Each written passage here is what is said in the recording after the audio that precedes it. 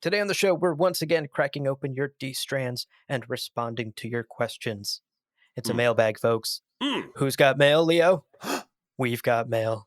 You've got mail. I mean, we've got mail.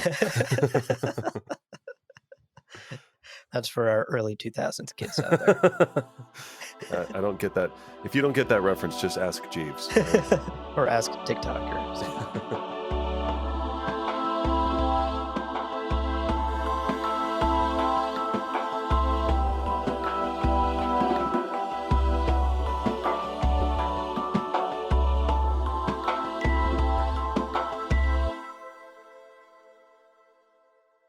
Welcome to Gom Jabbar, your guide to the iconic world of Dune. We'll be exploring the themes, philosophies, and characters found in the sandy depths of this vast universe, from Frank Herbert's groundbreaking novels to the adaptations on film and TV.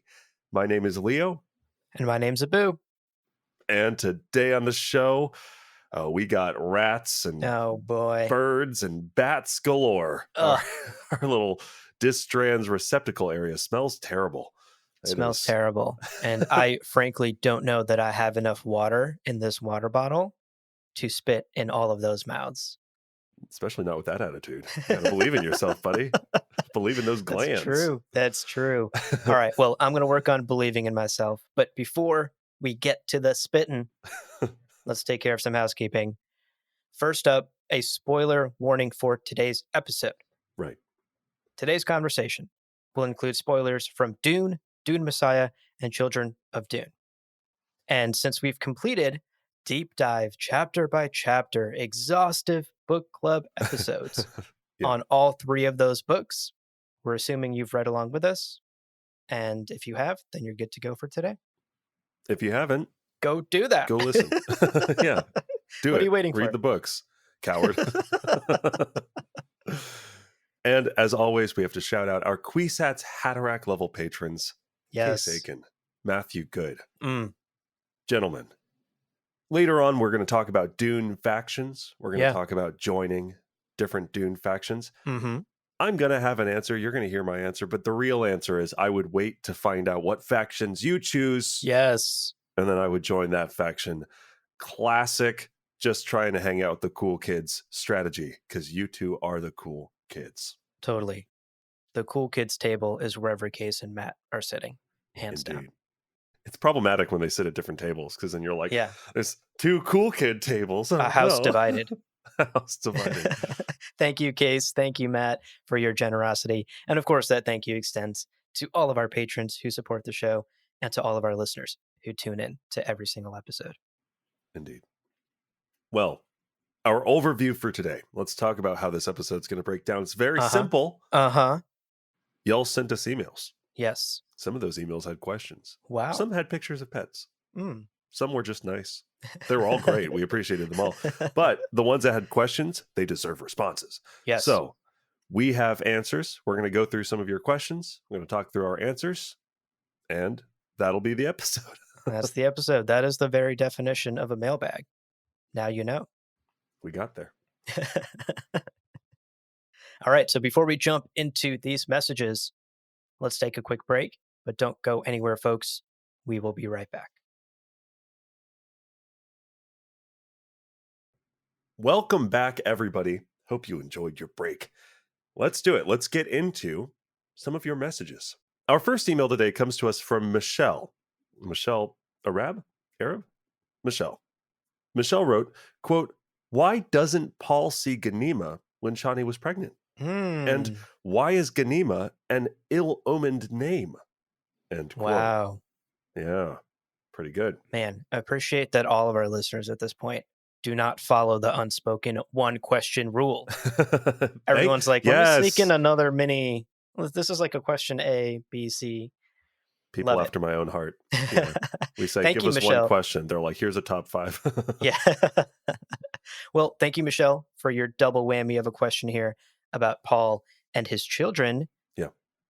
This is actually something that comes up quite a bit. It recently came up in our very Discord. This question of who Paul is seeing in his visions and why he's only seeing one child and not seeing the other. Right. And Dune Messiah gives us a couple of details about these visions. So let's dig into some of these facts. First and foremost, we are told in Dune Messiah that Paul only saw Chani giving birth to a daughter. Right. Quote, two children, Paul thought wonderingly. The vision had contained only a daughter. End quote. Right. Yeah. So that direct quote is pretty clear. He saw Ganima. He did not see Leto. Now, earlier in the book, he also says to Chani, quote, a child of ours will rule such an empire that mine will fade in comparison, end quote. Yeah. And those two pieces of information we can basically summarize as telling us that in Paul's visions, he saw a daughter that would one day rule the universe.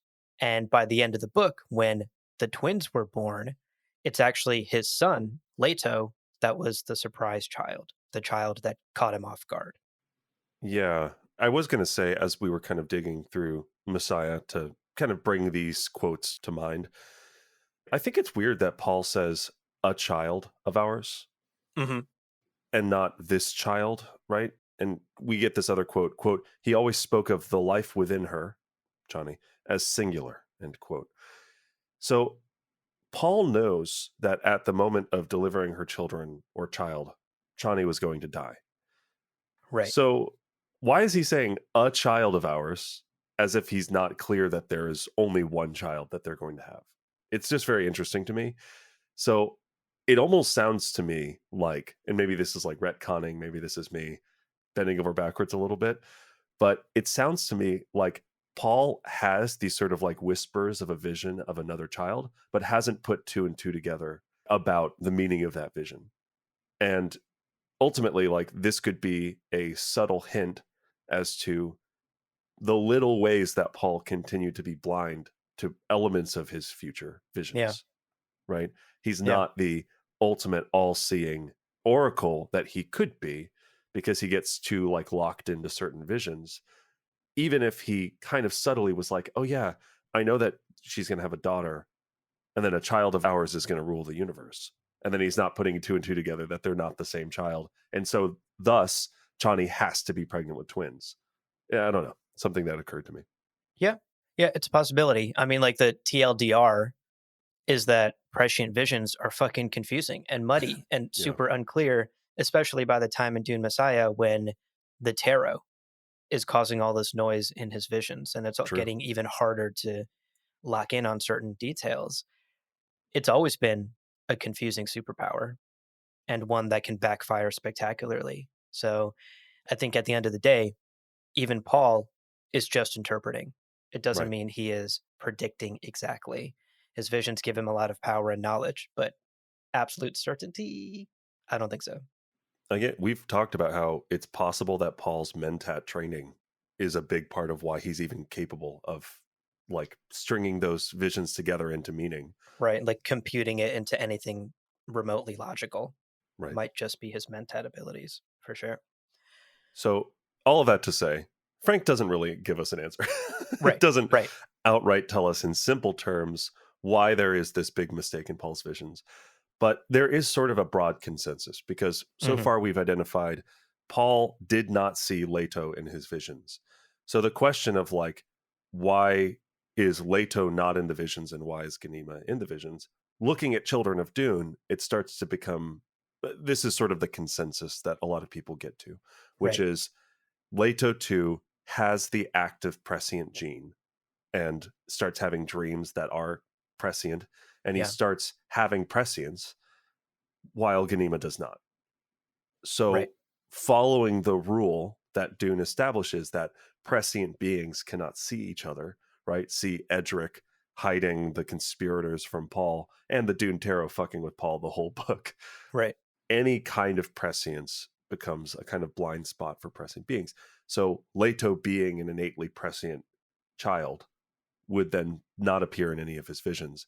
So he's sort of seeing this empire and going, well, it's got to be the one daughter I have, right? Right. Yeah, Right. And I think that's why he doesn't gender the child at any point either, because this like future empire he's seeing, there's like a giant blank spot in the middle where his child should be, presumably. Yeah. He sees the crown just floating. He's like, oh, weird. Yeah, Strange. yeah, definitely. And I think it's worth noting that, like, by the end of Children of Dune, it's very clear that Leto is the most powerful prescient being to ever exist. He makes the choice to combine with the sand trout Right. to become the weirdest half human, half worm boy Oh, to ever exist. yeah. And to me, it's not a far fetched idea to be like, yeah, no, the most powerful prescient being is probably not visible even in Paul's extremely powerful visions, right? Like if someone like Edric can block Paul's visions, Right. Leto can easily do it. Lest we forget, by the way, that Paul was a generation too early for the Kwisatz Haderach breeding program. Right. Leto and Ganima are the generation that the Bene Gesserit were planning on for 10,000 years. So Yeah, I think it's absolutely. very safe to say that Leto's prescience is a much more powerful element in this universe than Paul's. Yeah, definitely. It's tough to wrap our minds around because we humans live in the present and think linearly, but like Yeah, prescience doesn't have a anchor in time, right? It exists in the past, future, and present all at the same time. right, So future Leto, with his prescient powers from Children of Dune, is going to be affecting present Paul in Dune Messiah because time doesn't matter in prescience. Like right. a future prescient person is still going to be blocking a past prescient person and vice versa because time is irrelevant. So that, very much like the pandemic, those 2 years where we were all cooped up in our homes in the pandemic and time didn't matter. When you're thinking of prescience, you can't think sort of linearly and think about like now, then, later. It's all just like in the milieu of now. Milieu is such a good word. I love that word. Ugh, it just rolls off your tongue, milieu. Milieu. Mm. Hell yeah. All right, Mil let's we. address the last part of Michelle's question before we get too Sure. turned on by the word milieu. Can't stop me too late. Too late. So Michelle also asked, why is Ganima considered an ill-omened name? Right, right, And the simple answer to that is because the Fremen definition of the word Ganima is, quote, spoil of battle, end right. quote, something you've earned or won in battle. And the ill omened part of it is where we have to speculate a little bit because is it an old fashioned idea that winning something in battle makes it of a lesser quality? Is it because Ganima is an object? And why would you name your daughter after a concept of like an object you'd win through violence of some sort? Like there could be some connotation to it that's negative in Fremen Yeah. culture. Imagine naming your child Spoils. You're like, what? Right. Or Prize. lottery, Yeah, lottery. you know? This is my son, Mega Million Wiggins. Middle name Jackpot. Hell yeah. Jackpot, baby. Yo, Jackpot. Jackpot's kind of a dope name. I'm Yeah, coming yeah, yeah, around on yeah. it. Yeah, but everyone's just gonna call him Jack at that point. But Or pot. so there may be some negative connotations attached to it. It is worth noting that the person who has an issue with Ganima's name in the books is Right, Haraj. She's the one who sort of objected to it. And it could just be sort of boomer energy from Haraj. She's perhaps an old fashioned, very traditionalist Fremen from the Siege days. Fremen right. culture is evolving and changing. And maybe she just has an issue with the name Ganima because it's new and different and weird and not traditional in the Fremen sense. Yeah, we do see that like Fremen culture does have some pretty like delineated gender roles. And so part of me also thinks like maybe Ganima would be a name for a warrior and someone who goes out and fights or a knave. Yeah, that And too. we don't see women knaves. We see Sayadinas and we see Reverend, and they're respected and they're valued. They're not Right. necessarily oppressed in that way, but that could also be a thing. And I could see Hera being the one who's like, but oh no, and kind of clutching her pearls at that idea. Yeah, definitely. Michelle, thank you so much for your questions. Yeah. It gave us the opportunity to learn a little bit more about Ganima and the very confusing art of prescience. Yeah, indeed. Thank you, Michelle. So, next up on our list is an email from Scott Sprague. And Scott wrote, quote, is there any sort of description of the actual religion of Paul Muad'Dib as it was practiced, especially in the time of his jihad or during Alia's regency? For example, did they have any sort of established set of prayers, or a physical worship space, or a church? End quote. What a great question. Yeah. Basically, no. Anyway, moving on. Okay, so our Next next we get. email. No, let's talk about it. So, Scott, it's a wonderful question. And it's the sort of thing that honestly could use some like illumination from Yep. some author somewhere. Hmm. But there are shockingly few details on kind of the specifics of like the religion of Muad'Dib and what that kind of day-to-day practice looks like for those believers and for those people who are part of it, Right. even in the encyclopedia, which usually has this kind of bevy of information. Yeah. But we can make some like educated guesses based on what we do know from Frank's books, and we can maybe theorize a little bit. Also, like the real world analogies that very clearly Frank was pulling from.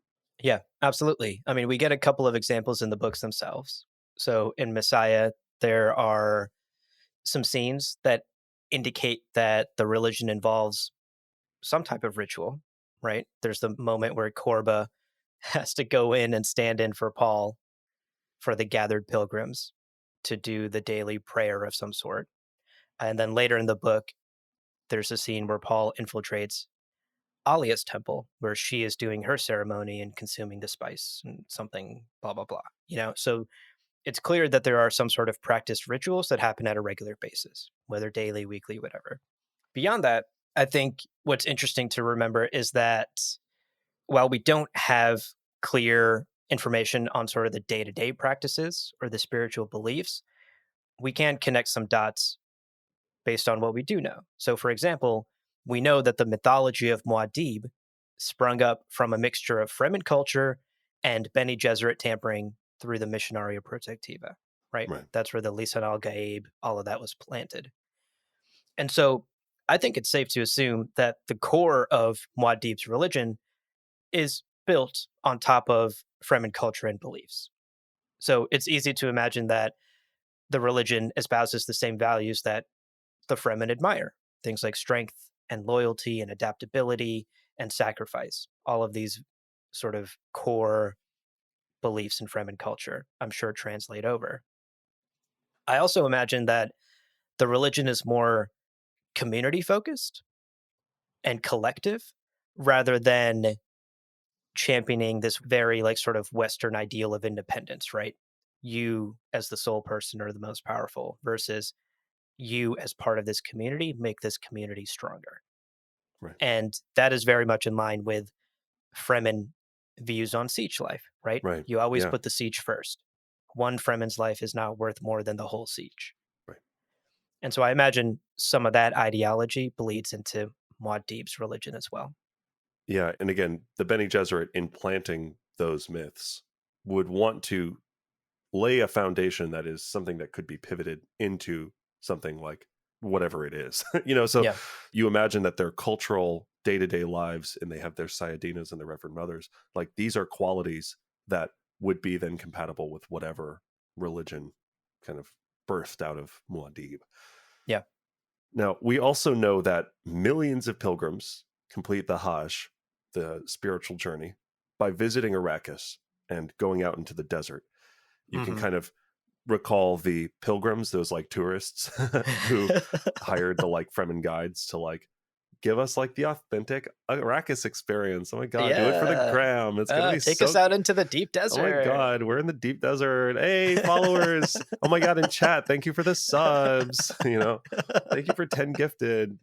Right, Right, the right. most obnoxious Twitch streamers visiting Arrakis, Yeah. and of course we meet them because they're on their knees, bound, about to be murdered by Maoris and Asan Tariq.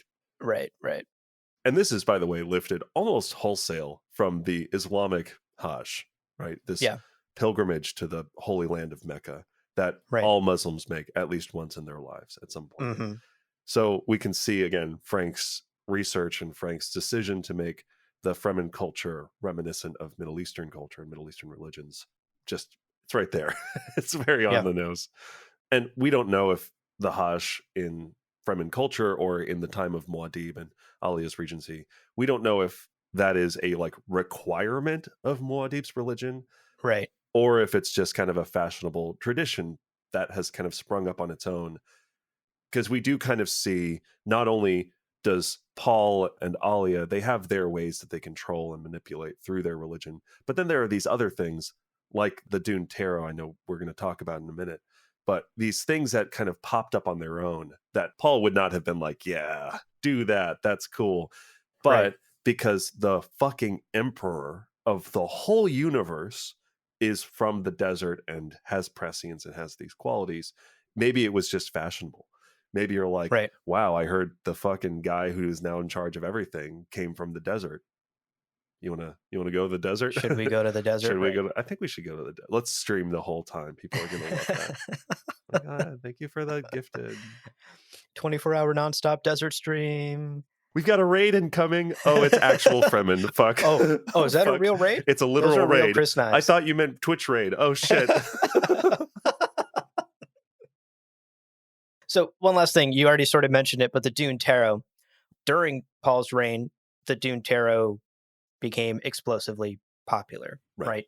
Right. And you can imagine that prescience became sort of an obsession among the larger populace. If the emperor is prescient, it's easy to imagine how it could become fashionable. And whether or not it becomes a key part of Muad'Dib's religion, prescience as like a core pillar of it, I think it still sort of will seep into the larger traditions and fashions around the religion, simply by the nature of who Paul is and how he gains power. Right.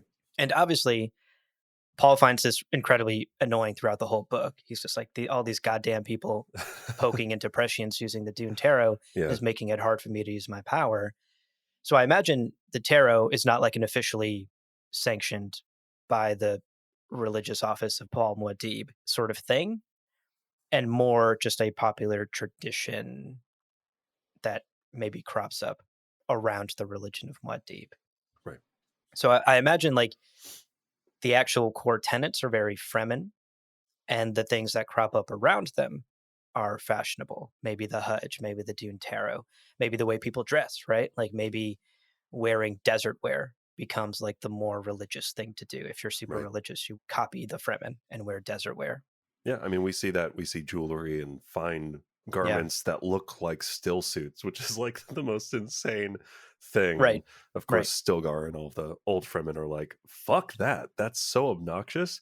But Yeah, absolutely, we see that popping up. yeah, totally.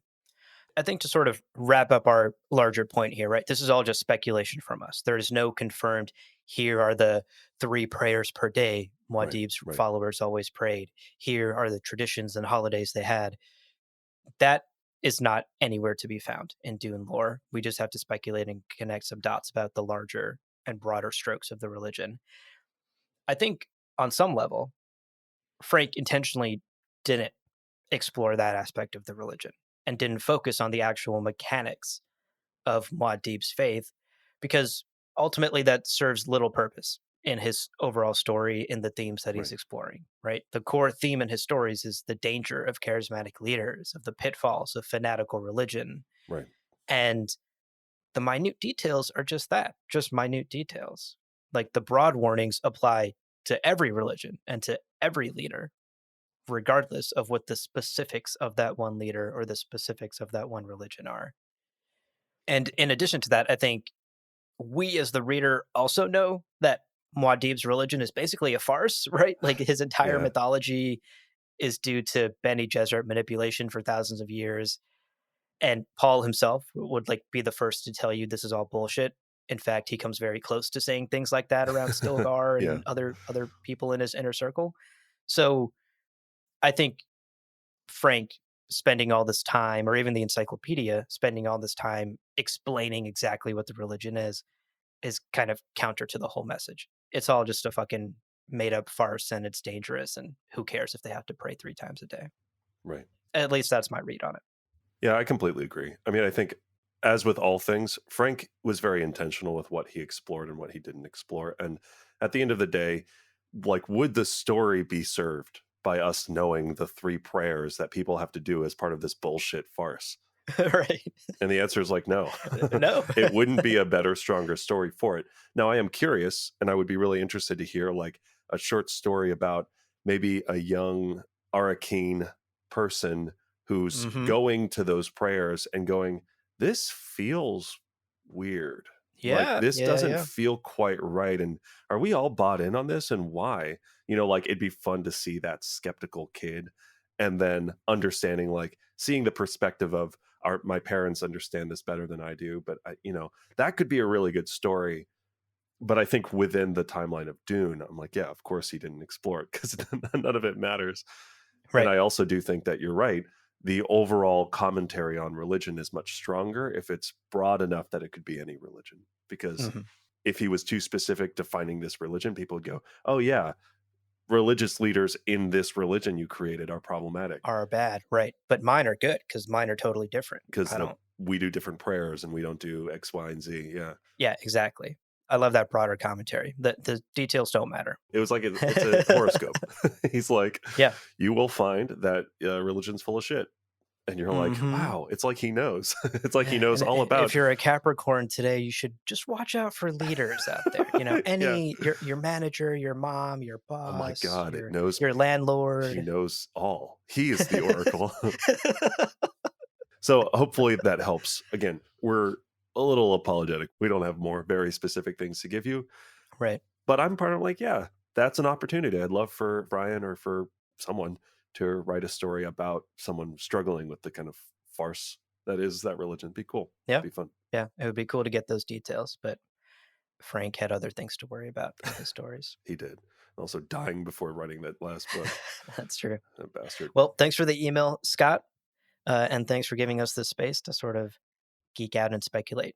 We'd be interested in hearing your thoughts, any of our listeners' thoughts as Yeah, well, on what you think Muad'Dib's religion involved. I'm sure there's some weird shit in there, right? Every religion's got that one weird rule it's got to be. that like Yeah. no one knows who made that up, but Yeah. everyone follows it now. Yeah. So Yeah. I wonder what the Muad'Dib version of that is. Only sparkling water. Oh, yeah. Hell yeah. Oh my God. I'm sold. Give me spicy water every time. I don't want this fucking flat, boring. Yeah. I want water with pizzazz. Mm. Well, thank you again, Scott. Next up, we have an email from Andres Kefi. I'm just going to butcher every person's name today. I'm so sorry. Andres writes, would Alia have failed the Gom Jabbar test? Ooh, Could the Gom Jabbar test on preborn rule out the preborn becoming abomination? interesting. Wow. It's a very interesting question. And my sense is no. Yeah. Moving on. No, at the time, I think that at the time of her birth and when she was a young person, I think Alia would have passed the Gom Jabbar test easily. We see in Children of Dune, Jessica basically acknowledged that the Gom Jabbar test wouldn't work on Paul's children, Leto and Ganima, because the preborn possess the memories of the people who fucking passed the test. Right. They get it. Right. They've passed the test. And again, these children who are part of the Bene Gesserit breeding program have internal memories of thousands of Reverend Mothers who have passed that test. Hmm. And actually, here's the quote from Children of Dune. Quote, it would be stupid to repeat such a test on you or your brother, Jessica said. You already know the way it went, end quote. Yeah. So part of me thinks Alia just would have passed it easily. Now, that being said, once the person is abomination, I suspect whatever in her life is sort of driving the meat mech that is the possessed person, Yeah. whoever is driving is going to be the determining factor of whether or not you pass, right? Like Mm. Hmm. Leto 2 kind of acknowledges toward the end of Children of Dune, much to all of our dismay, that he's basically abomination. He's like, oh Yeah. yeah, I didn't really dodge that bullet. I kind of am abomination. That being said, he handed the reins over to Harum. Even though he did that, and even though he probably does kind of classify as abomination, I think we'd all be shocked if Leto lacked the self-control not to pass the Gom test. That being said, Alia, possessed by Baron Harkonnen in Children of Mm. Dune, I Hmm. think would very likely fail the test because we Yeah. see how kind of ruled by her base instincts Alia is. So I would be less shocked if Alia, after possession, failed the Gom test. But I also think more broadly, the reason I think young Alia would just pass the test is because if it were possible that she wouldn't, and if it were possible that that would be a way of like making sure someone doesn't fall to abomination, I think Jessica would have done it.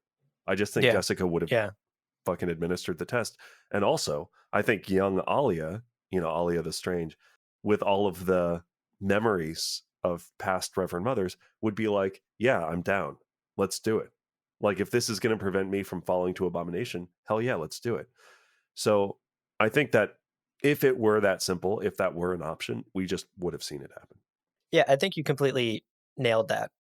If the Bene Gesserit had a solution to abomination, they would have already been using it, right? Yeah, If yeah, the Gom yeah, Jabbar test could have been used to catch abomination, to prevent abomination, to confirm abomination, anything with abomination, it would be utilized in the case of Alia.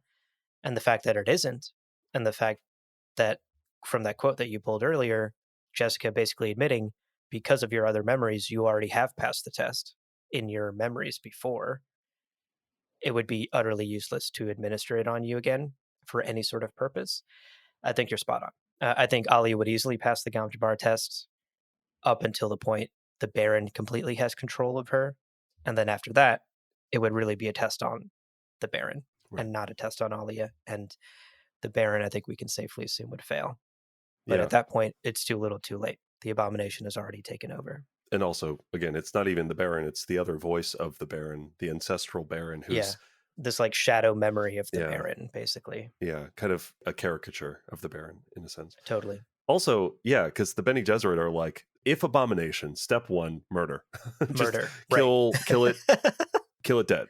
Yeah. And you think that like the Bene Gesserit who value and really need awakened Reverend Mothers and need that information, because there are Bene Gesserit who fail the Reverend Mother test and die. Yeah. So we just birthed a Bene Gesserit who doesn't even need to go through the fucking test, has all of the abilities. Oh my God, that's amazing. No, that's not an option. We're just going to kill it. So I think if there were a solution, they would they would standardize it. They'd be like, yeah, Yeah. we got this. Yeah. Totally. Thank you for the fun question, though, Yeah, Andres. totally. I think it's always fun to speculate about the what ifs in the Dune universe. And it would be interesting, regardless of whether or not we think she'd pass easily. I think it would still be interesting to see what Alia did if her hand went in the box. Yeah, agreed. Well, we've gotten through a few of your messages, your lore Indeed. questions. We're going to take a quick break now. But when we're back, we're going to talk about some kind of more expanded universe things, as well as some fun off topic stuff. So Hmm. don't go anywhere. Right after this, we'll be back with some more questions. Welcome back, folks. Let's continue with your messages and get into some expanded universe topics and some fun off topic stuff to round out Ooh, today's episode. ooh. So, starting off, we have an email from Rob Colenso. And Rob wrote, as the world around us has changed in the nearly 60 years since Dune was published, how does this change how we read the book and what we take away from it? Interesting question, Yeah, because obviously the world has changed since Frank's time, since Dune was published, since Dune became popular, and the story of Dune itself has been widely influential and has gone through ebbs and flows of its own popularity, where I would argue at a very high peak of popularity right now in the Dune world, just because of Denis Villeneuve's film and all of the Dune IP we're starting to see. So, yeah, how is the world changing affected how we interpret the story? yeah. I mean, I think almost by definition, we can't really address how we royally collectively read the book. Right. Yeah. But I think sharing our individual perspectives, I will say for myself, I think there's a lot of social criticism in Dune that unfortunately still hits really close to home, Yeah, especially in regards to modern America. Kind of globally, there's this problematic trend toward cult of personality leaders, people who are like anti-establishment populists. I have no idea what you're referencing. Yeah, can't even name a single one now that I'm trying to. No, we've got like Bolsonaro and we've got Trump and we've got the British Trump, whatever the fuck his name was. In general, we are seeing that more. And I know that this is happening with Hungary and it's happening with Turkey and it's happening with a few countries. And again, like a lot of them are building their platform on, I'm the one who can fix it, put all of your trust in me, which is crazy. And it's something that Frank was warning about in the fucking 60s. Yeah, And here we are, 60 years later, and it's still something that people are like, oh, he's infallible. Whatever he does, I support. It's like, what the fuck? That's yeah, insane. And then they go, yeah, well, what if Biden? It's like, yeah, Biden sucks sometimes. If he committed crimes, put him in jail. I don't get what this is all about. The law yeah, is the law. So I don't know. It kind of bums me out that 60 years later, we're still struggling with this stuff. And it's the same feeling I get, honestly, when I watch stand up comedians from the 50s and 60s, or even civil rights leaders from the 60s, where they're right. saying, like, here are points about society that we need to change. Like, here's a joke about this stupid, broken piece of American society. Or, here's this civil cause that we need to make progress on. And the good points they made in the 60s are still salient today. And it bums me out. I'm Yeah, like, fuck, that sucks. That someone was so clearly articulating the problems with society 50 years ago, 60 years ago, that are just still problems. yeah. And I think even alongside those political and social commentary ideas from Dune that weirdly still feel so relevant today, I find some of the environmental messaging as well so salient. Totally. Yeah.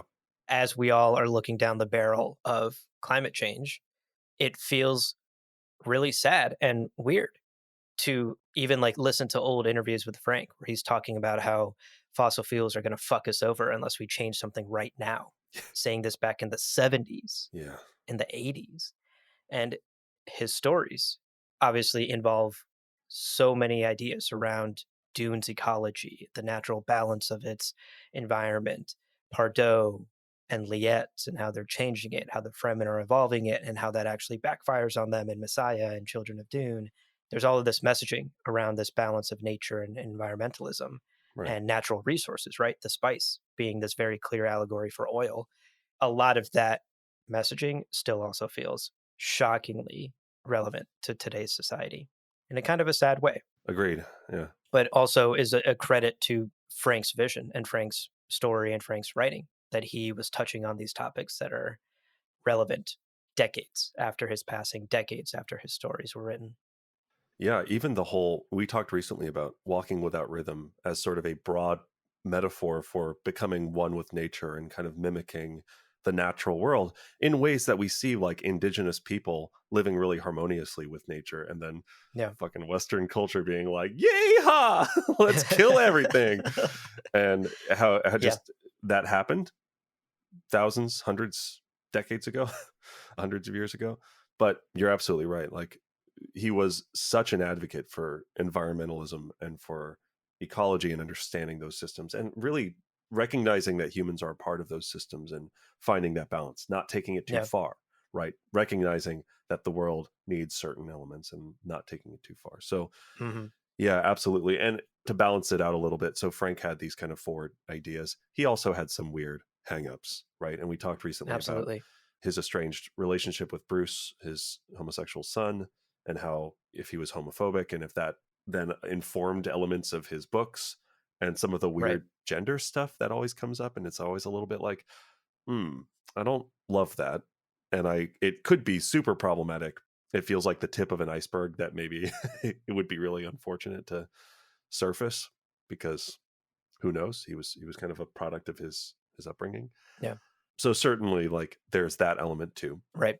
It's certainly easier to criticize certain parts of the story, Yeah. especially around gender and sexuality, because of some of those problematic ideas present in the books and some of those old fashioned ways of thinking, which by today's standards would be intolerable, but got a pass in the 60s, 70s, 80s, Yeah. just because, as Rob is saying in his question, the world has evolved, society has evolved. And so our perspectives on what is socially and culturally acceptable and not acceptable, and our understanding of things like gender spectrums or sexuality spectrums has evolved. Some of the outdated ideas in Dune stick out more Right. than they would have 30, 40 years ago. Yeah, totally. And again, it's like we are like actively as a society kind of reconciling this false binary, this like false gender binary that we've been living in for years and years and years.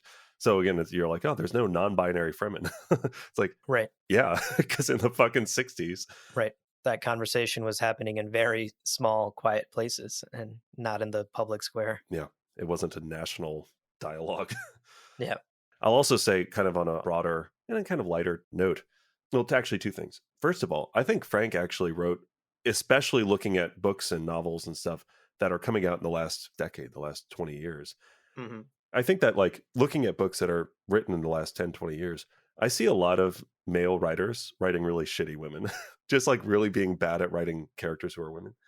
And I got to say that as we dig into these books, Jessica and Alia, even Moheim, like these are characters, Ganima, right? Many of them are sort of secondary to the main literal Kwisatz Haderach main character, but they have agency, they have drive, they have wants, they have desires. And I think, like, generally, I think they're pretty well written, which I don't know that I would have thought that. But then the more like sci fi I read by men, where like women are just there to motivate male characters to do stuff, I don't know. I think that's commendable, especially looking at what happens in other books.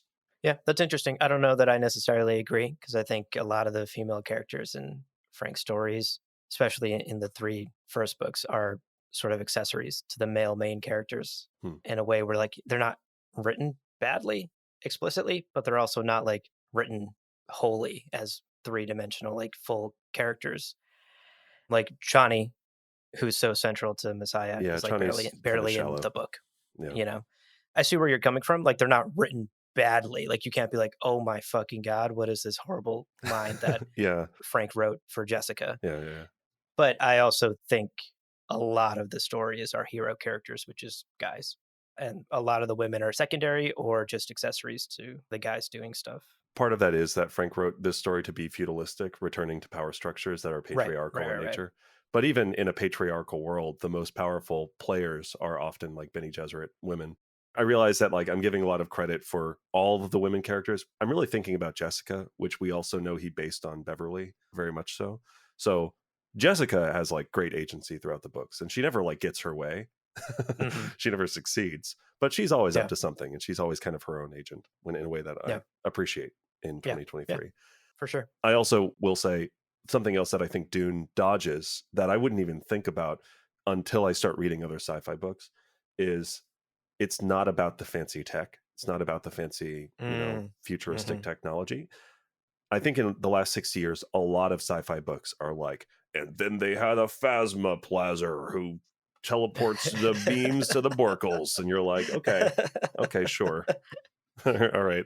But when it comes to an actual like human connection and the story of the morals of the story and the bigger why are we here and why are we even exploring this story, Frank gives a lot of really good answers to that. And there is some tech, but it's very much not the point. In the same Yeah, way that Muad'Dib's religion exists, but the specifics don't matter. The technology exists, but it doesn't matter. We don't learn a ton about laser guns. or They pew don't have, pew. yeah, pew pew. Hashtag pew pew. So anyway, that's just something that in the last 60 years I've seen that done wrong a lot. Yeah, yeah, yeah. You appreciate in Dune that there's no tech deus ex machina. Yeah. There's no plasma phase converter that will save the day that Right. somebody needs to go find in a hidden cave or shit like that. That's a great point. Yeah. It's a human story. Tech will not save the day. Right. Great question, Rob. Thank you so much for your email. And honestly, like the last point I'd say to Rob's email is that I think the best part of a series like Dune or any other series that may be special to you, like Lord of the Rings is always special to me on a revisit, is that every time you revisit it, you will get something different out of it. And Yeah. at different points in your life, it may mean different things to you. Like when I first read Dune back when I was a teenager, it was a fun sci-fi adventure about a cool dude in the desert. Yeah. Yeah. And I didn't think much more past that, but I really enjoyed it. And then when I revisited it in my 20s, it suddenly dawned on me what a deeply moving exploration it was on religion and politics and society. Right. And who knows what it'll mean to me when I'm 60 because of my own life experiences, because of the way, as Rob is saying, the world evolves around us. And I'm excited. I can't wait to revisit Dune in another decade, in another 20, 30 years. And maybe it'll mean something different to me then, Yeah. Thanks again, Rob. Really great question. We love that kind of question. It's cool. for sure. All right. Next up, we have an email from Chris Albright. Chris writes to us, quote, "How do you feel about the expansion of the Dune universe? Do you only want to focus on Frank Herbert's novels and adaptations of his specific novels? Or are you okay with doing Awakenings and the upcoming Sisterhood TV show? Are you excited about other writers playing in Frank's toy box?" Oh boy. End quote. Chris, you have opened up Pandora's box. Yeah. To be clear, I think I can speak for both of us. Yeah. 100% absolutely yes. Yeah. We are excited about the expansion of the Dune universe. And we are excited about things like the video games, Dune Awakening. We are excited about the possibility of HBO TV shows like the Sisterhood show, Yeah. despite, some of the problems with that production. Right. Right. We are generally excited about the idea that there is more Dune in the world to come. More Dune is good Dune. That's like our stance on that, Yeah. basically, broadly speaking. More Dune, good Dune. The short answer to Chris's question is basically 100% yes. We want more expansion of Frank's universe, more stories in the Dune universe. Yeah. If there are directors and artists and musicians and authors out there who love Dune, who are willing to play nicely with Frank's established lore, Yeah. who can get out there and secure the rights or the funding to make a new Dune thing, whatever that new Dune thing is, Yeah. they will have two people first in line, and it's us too, Yeah. to buy Right. that shit, to watch that, to consume it. And I think what's particularly exciting for me is that the Dune universe is so huge. Yeah. And there are millions of different stories waiting to be told in Frank's universe that have nothing to do with the characters he wrote about in the six books or Yes. even Yeah. necessarily the plots of those six books. Right. That is what I'd be most excited to see from other authors, musicians, directors, artists, is expansions of the universe that are in line with the themes, in line with Frank's original ideas, but something we've never seen before. Right. And as much as we both love Villeneuve's adaptation and we're stoked to see Dune Part 2, I think it's time for the Herbert estate or for whoever the fuck is in charge of that to like cut loose at this point and allow for a flourishing Dune expanded universe to take shape. Right. Because I think as a Star Wars fan, some of my favorite Star Wars stories are not the core films, Right. are not the works by George Lucas. Some of the most exciting and innovative Star Wars stories came from the old EU, which is no longer canon. Or even if we are talking canon, modern Disney Star Wars, things like Andor, right? Right. Yeah. Not a lightsaber in fucking sight in that show. Yeah. And it is a piece of art. It just won a Peabody. Yeah. Wow. Even something like Star Wars Visions, which is Oh, so fucking good. non-canon, Yeah. but every single episode is just pure art. Like I just like get so emotional watching it because it's just pure art because the artists are just fucking let loose. There's no rules. Fuck Luke Skywalker. Fuck do whatever you want, bro. Like there's an episode Yeah. in season 2 where this character does like canonically the wrong thing with the lightsaber. Like when you have a dual blade lightsaber, it can't be two colors on each side because there's only one kyber crystal in Yeah. the middle, as anyone who knows the lore knows. And Star Wars Visions is like, who the fuck cares? Yeah. This character's like red saber on one side, yellow on the other. Let's go. It looks dope. That's cool. So that sort of thing, I think, Yeah. is like, what's wrong with that? Is that hurting Star Wars? No. In fact, it's like making me love the IP more, is that we're getting weird and experimental with it. So That I don't know. umbrella. I'm getting on like a Star Wars soapbox now, so I digress. But I think the Dune universe deserves that same treatment, Yeah. deserves to have a steward in charge, whoever that is, an entity, a person, whatever, who encourages and allows for that sort of expansion to happen in the universe that Frank created. That's my take on that. And I'd love to see more of that. Yeah, I don't even know that much about Star Wars, but I saw a question recently where I was like, "What was your favorite Jedi?" And my honest answer is like Jedi's I don't even know anything about, but it's the gray ones. The Grey Jedis. Yeah, Yeah. who've like The left. from the old EU. And I'm like, that shit sounds so cool to me. That's so Right. interesting. And that's not Right. even, again, the core movies, but the idea of saying, here are like the 5 rules that you can't break, but otherwise have fun. Absolutely. Also, because Frank's universe, we learn that at the earliest establishments of this interstellar civilization, Yeah. that there are like tens of thousands of planets. Right. Like, yeah, tell me the story of a fucking farmer who's like light years away from the events of Dune, but happening at the same time.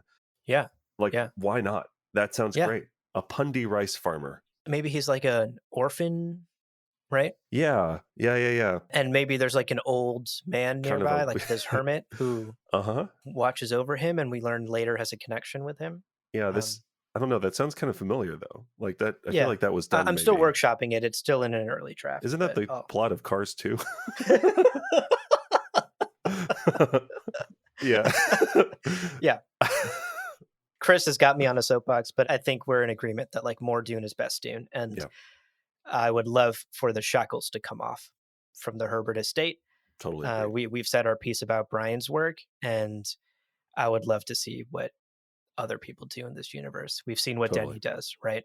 There are Yeah. thousands of other capable artists out there that could do similar beautiful work. Yeah, it's also like I understand that if we say opened up that floodgate and had, let's say, 15 different authors write like a collection of short stories, some of them Yeah. would be bad and some of them would Yes, not be of course. enjoyable. But at a very base level, I'm so bought in on Dune. I think I'd still be really excited to talk about it and excited Yeah. to explore if it works, why it works, if it doesn't work, why it doesn't work.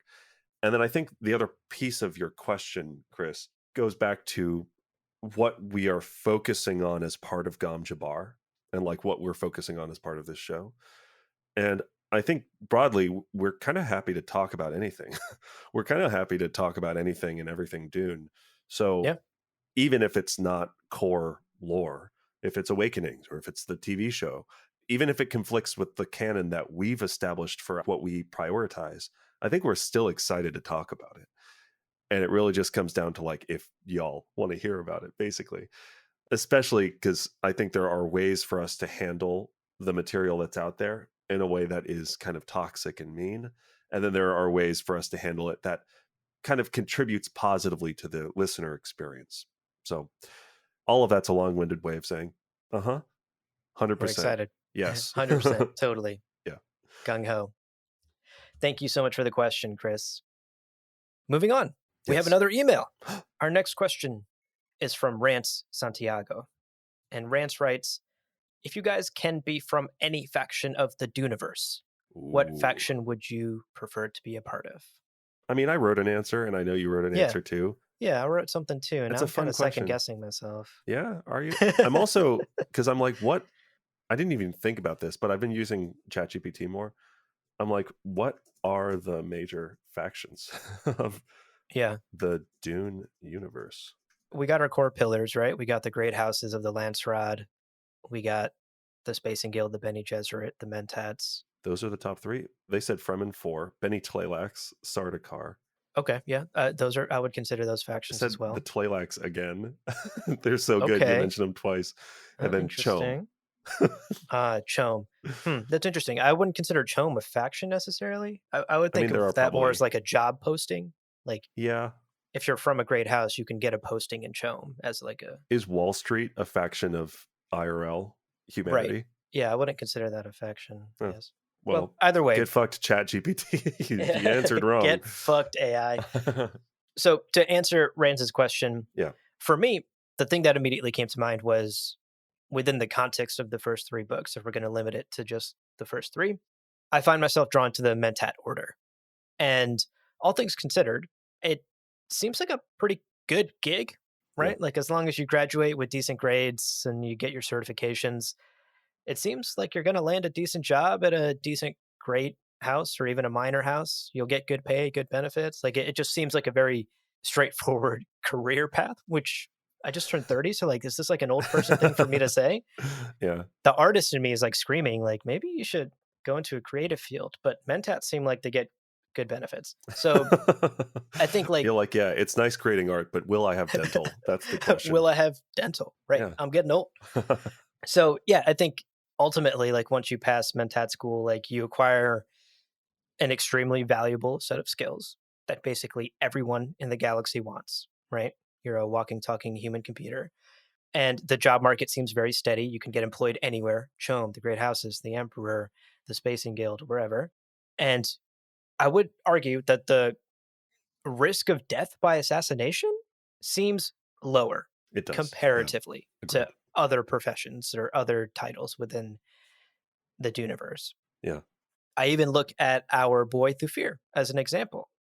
Like he was employed steadily with House Atreides for over a century. Yeah. It's a good job retention. Yeah. Not a lot of Three turnover. three generations of Oh. Atreides he served loyally. Again, I keep saying benefits, but like imagine the 401k plan for House Atreides. He accrues like 9 hours of vacation hours every hour that he works. It's been exponential. It's crazy. Yeah. And I think there would be a certain satisfaction in helping solve problems, I guess. Like the sort of like OCD in me would be like really happy to be like, problem, solution, fixed it. Problem, solution, fixed it. Yeah.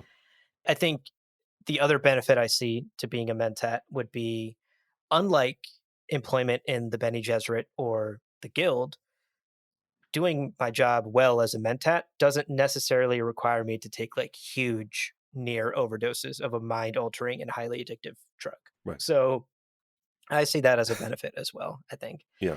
You can still casually take drugs all you want, but Yes, of course, of yeah. course. We see But Piter fan of drugs and a mentat. So there you huge go. fan of drugs, Yeah. yes. But not a requirement Right. necessarily. I think the only downside, trying to think of some like pros, cons here, and it's only cons I can imagine are there's probably going to be some tough, stressful, hectic days in the office as a True. mentat, Yeah. security concerns when your house is moving to a planet called Arrakis. That's going to be a real tough week. I think there would always be problems with tougher solutions that would require more work. You can't do your 40 hours this week. You got to push it to, 50, 60. Yeah. I imagine that would happen, but I imagine it would ebb and flow as well. There'd be some easy days as well. So yeah, for me, it's mentat. I think I would love to be a mentat in the Dune universe, and I think I would find some satisfaction in it. Yeah. It's a good answer. It's a good answer. What about you? For my answer, I want to highlight another downside to being a mentat. Oh yeah, You're a big old fucking nerd. Got him. Because what I want to be is a fucking smuggler, a ragtag ne'er do Wow. well, Okay. swashbuckling adventurer. I'm out in the Damn. sand. I'm like All right. sneaking past guards. That shit's hype. I'm not some fucking square book nerd who just Three has guesses. Which of us is more risk averse? listen. Risk is the spice of life, and spice Indeed. is the spice of Arrakis, and I'm going to smuggle Hello. that shit off planet. I love it. So, I consider like the Fremen. I think being a part of like a Fremen siege would be very cool. And everything we learn about them, it's like, it is hard. Like, it's really, really hard. But as a kid, you're chasing scorpions. You're like out in the sands. You've got shit on lock. Like the Fremen have their ecology project that they're working on. Yeah. Kind of the whole time. They're just on their own. They're doing good. They're doing fine for themselves. But I did choose the smugglers for a few reasons. Okay. First of all, I think just Arrakis is a fascinating planet. And I think having my base of operations be this fascinating planet is cool. I see the smugglers as being on decent terms with not only the great houses, because they are smuggling to and for the great houses, but they're also on decent terms with the Fremen, right? Esmar Tuick Yeah. and Liet Kynes roll into that dinner party together. They're like buddies. Hell So yeah. the fact that the smugglers are one of the only factions that does seem to tread in kind of both worlds of the indigenous people of Arrakis and also the like noble houses and the Lance Rad, I think that's really cool. Now, I also think that in addition to being out in the sand and like looking for spice and doing all of that, we do see Esmar Tuick invited to a great house dinner at the Atreidian Arrakeen Palace. Yeah. So I do think that it's safe to say that smugglers, especially as you're kind of among the ranks, probably do get to experience a little bit of that kind of like fine dining, fancy dinners with great houses and houses minor that are trying to kind of bolster their relationship with the smugglers to get more spice and that sort of thing. So Yeah. kind of a varied experience. Plus, I've been very clear that I like the Tuics a lot. I like the Tuic Yes. family a lot. So if I could kick it with them, that would be dope. So that was kind of my thought, smuggler. Yeah. Fun answer. I love it. Now, I mean, of course, the other option is being anybody on Gamont. Just like living your entire life on Gamont would be fucking awesome. Not anybody, because I think there's some pretty problematic roles that you could be. But you know, That's true. well, someone on Gamont. Yeah. That's my Yeah. third answer. I love it. What a fun question. Thank you, Rance, so much. Oh, maybe the Ixians, actually, though. Oh, 'Cause you the know, Ixians was on my list as well. That's a solid choice because they're pushing the needle forward, right? And they're Yeah. all also nerds, but they're like, you know, inventing new tech. Like that's kind of dope. Yeah. I consider that as well. But I don't think I'm like Silicon Valley tech bro enough They're to. all in flip flops and cargo shorts. Yeah. Yeah. I was attracted to like sort of the straightforward work of the Mentats, but Ixians, a fun backup. You know, give me a solid salary and I'm happy. Yeah. Great question, Rance. Thank you again. Thank you so much, Rance. Okay. Let's end today's episode on a fun off topic question Sure. from Michelle Fraser Page. Another Michelle. Michelle wrote to us. Another Michelle. We got two Michelles. All right. What if it's the same Michelle and she got married in between the first email and the second email? We do take 9 and months to changed her name. respond. So yeah, it's possible. Okay, maybe the same Michelle. Michelle wrote, you know how you create a mental image of people when you only have words on paper to describe them or when you only hear them? Yeah. Leo, Sure. I was convinced you had dark hair, Maybe I do. and I still can't get over the shock of you being blonde. Yo, me neither. Abu, you existed as a perfect mental construct of your lilting tone in my ears, masterfully dissecting Frank's words into their underlying meaning. What the fuck? And I'm just blonde? You're just just blonde. All right. I mean, I had the opposite reaction. I was like, Michelle, what did you think my hair color was? Yeah. Anyway, we need more details. I need Michelle to paint a very explicit picture Yeah. of what she thought we looked like Explicit in like a non phrasing. That's not what I meant. So Michelle continues in her email. Uh-huh. So here's a challenge for both of you. How would you describe yourselves if you were characters in Frank's book? Yeah. What a good question, Michelle. Sorry for interrupting the direct quote so many times. Yeah, this was like one of the first times that I think collectively were like, what the fuck? People might not know what we look like. Right. Oh, interesting. It's funny. I mean, across the 2+ years we've been doing this, I had never really considered like, oh, there's probably like a vast majority of our listeners who've never actually seen a photo of us Yeah. and know what we look like. But we've been recently posting fun little clips on TikTok. It's true. If you want to check those out, at Gamjabar Podcast on TikTok. And folks have finally been seeing our faces because we've been recording video of these podcasts and posting those clips. So yeah, Michelle finally saw what we looked like, blown away by your blonde hair. And I love this question from her. I think it would be fun to imagine how Frank would describe us, because what's interesting is that extra layer of the question, how Frank would describe us, not how we describe ourselves. Right. And Frank, notably in his books, loves to like not really describe his characters. You know, true. like he'll say a few key characteristics about them, maybe, and then we never really we're never told 6'4", blah blah blah, athletic build. So here's how I would answer Michelle's question. I think if Frank was describing me, he'd say something like this, quote, Abu's dark eyes darted back and forth behind his glasses as he motioned wildly with his hands, deep in a rant about Dune. Sweat trickled down his brow as he scratched his speckled beard, a nervous tic he didn't seem to be able to get rid of. He laughed big and he laughed loud, something he'd have to fix in the edit later. End quote. Bravo. That was great. Yeah, That yeah. was fun. Yeah. Oh, So gosh. I think that's as far as Frank would ever get. He'd never describe literally anything beyond that Right. about me in any of his He does stories. talk about beards. He says beards pretty frequently. Yeah, He's like bearded. yeah, Well, yeah. big fan of beards. Ideally, in my perfect world, Sure. Frank would add some flattering details about my charming smile or my absolutely massive personality. Oh. Oh, yeah. Yeah. Yeah. That. But but I think he'd probably skim over those details, right? He would stick Sure. to the basics, and it would be up to the reader to fill in the details of what I looked like after that. Yeah. That's solid. What about you? How do you think Frank would Oh, God. compose a description of you? This is like my worst nightmare because I have no concept of myself, and it's torture to try to like codify any of the amorphous. I'm like a goofy nerd. Leo was a goofy nerd, Frank wrote. Yeah, yeah, yeah. Uh So I don't know, approaching this question like any good child in the age of our huh. Lord 2023, I immediately turned to ChatGPT. Oh goodness. I was like, you know what? AI is going to be Frank for me and is going to write Damn. this. All right. All right. And here's the pro tip. You can have ChatGPT ask you questions to give it data and then can use that data in response. So I had ChatGPT write a description. And the first description was, quote, Leo, with his dirty blonde hair and sharp eyes, possesses an air of quiet intensity. Behind his thin framed glasses, his blue eyes reflect a keen awareness. His fair complexion and athletic build complete his captivating presence. End Whoa. quote. I know ChatGPT was Damn. was being very, very nice, very Put nice that to on me. your Hinge profile. What are you Yeah, doing? I should.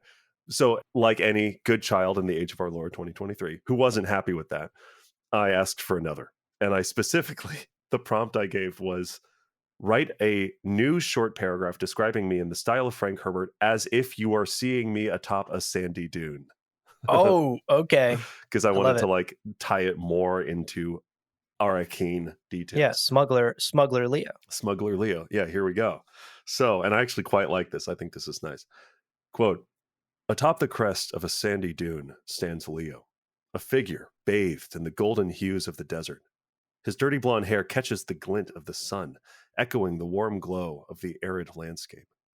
Eyes sharp and narrow, like the distant horizon, survey the vast expanse with unwavering focus. The lines of his athletic frame blend harmoniously with the undulating dunes, a testament to his resilience in the face of nature's Ooh. challenges. As the desert wind whispers secrets only it knows, Leo stands tall, embodying a stoic strength amidst the shifting sands. Holy shit. End I'm quote. sweating a little. Yeah, it was What a sweet. I was description. like, Blend harmoniously with the undulating yeah, dunes? I've never blended harmoniously with anything. It's very nice of it to suggest that I am even capable of blending harmoniously. Wow. Yeah, it was Wow. sweet. And the shifting sands, I was like, damn, that's solid. Yeah. That's really quite nice. Yeah.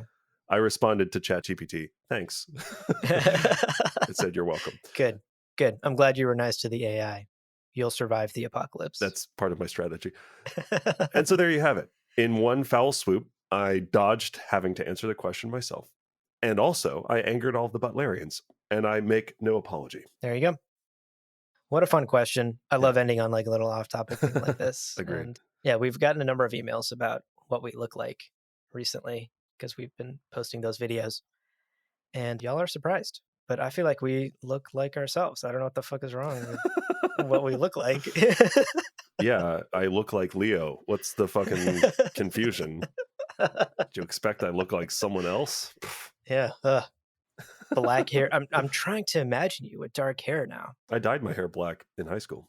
I had it Did you shoulder really? length and black hair. Yeah, You got to text me that photo. I need to see I that. do not. You got to text Michelle that photo, okay? She needs to see that. Actually, when I had shoulder length black hair, my first girlfriend was named Michelle, as it turns out. Wow. Yeah. Wow. Michelle, are you?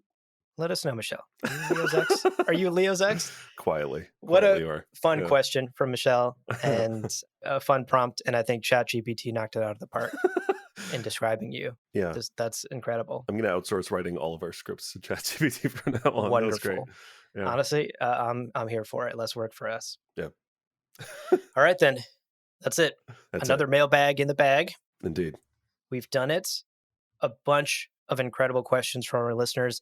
Even more incredible questions that didn't make the cut. Yeah. There were so True. many more that I was like setting aside to put in this script, and then the script was like going to be 20 pages long and 4 hours long. So, Yeah. some we just have to respond to via email. Some make the cut into our conversations and into our episodes. So keep writing to us. We love it. Yeah, and I'll add, I know that I've responded to a few emails in the last year that I think should be in a mailbag episode. And so we're going to do more of these. And if your question was Absolutely. not in today's episode, don't despair. There will Indeed. absolutely be more mailbag episodes. And I'm even thinking like it is really dense when people ask like lore questions, which we love, but it also means a lot of work on our end to like pull together any information that we can. So at some point, we should probably just do like a monstrous lore mailbag episode.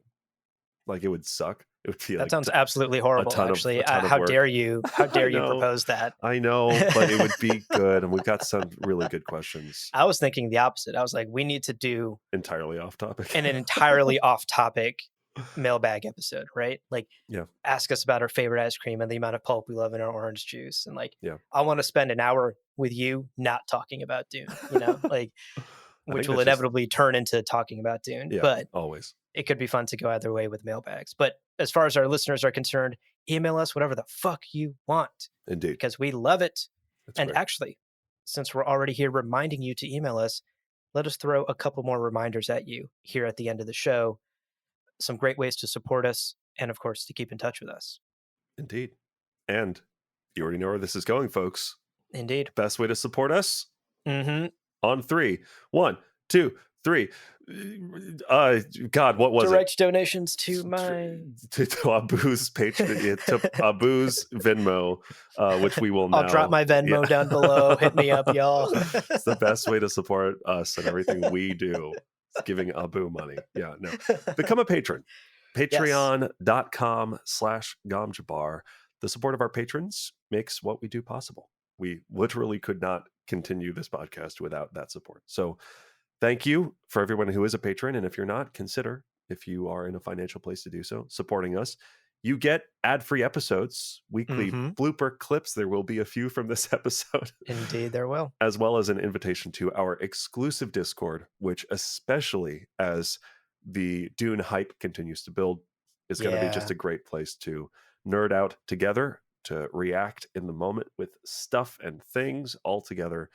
So patreon.com/GomJabar, best way to support what we do. That's right. Now, another way to support us is to check out our merch store at gomjabarshop.com. We have a bunch of custom Dune themed merch. We have art. We have apparel. We have mugs, a tote bag with a cute little Muad'Dib mouse from an incredible artist that we worked with. All of that is on gomjabarshop.com. Get yourself something nice.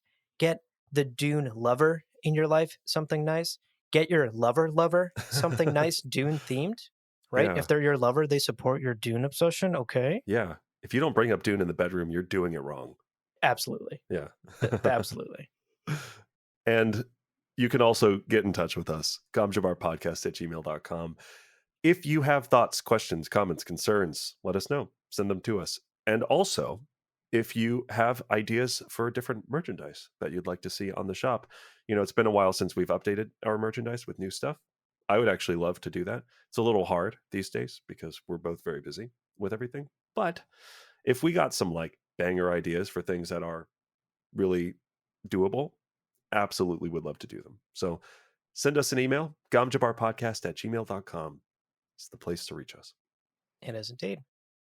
And then also we're going to be streaming live on Twitch from Arrakis. Oh my That's God. That's right, folks. 24 hours non 24-hour raid stream. And there's laws of tigers and we're fucked.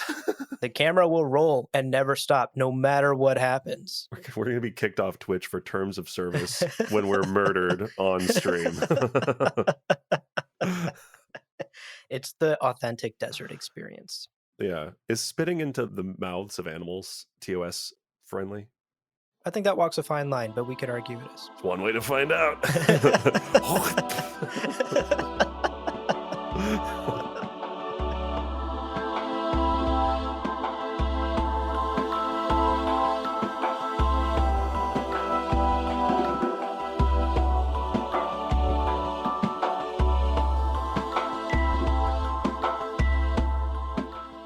Well, friends, there is no real ending. It's just the place where you stop the recording.